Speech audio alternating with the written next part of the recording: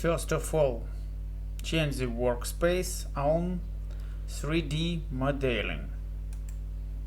Next step, on top Home panel, Modeling. From the drop-down menu box, activate the command Wedge. On the work field of drawing, specify first corner. Move the cursor and click left mouse button.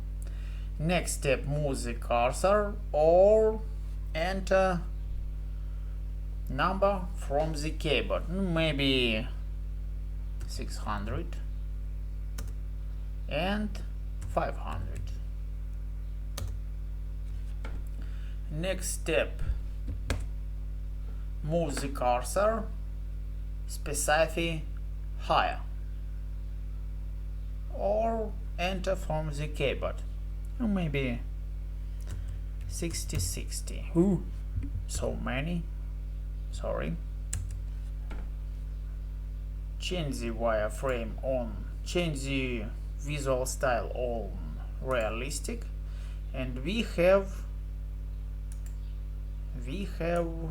wedge in AutoCAD.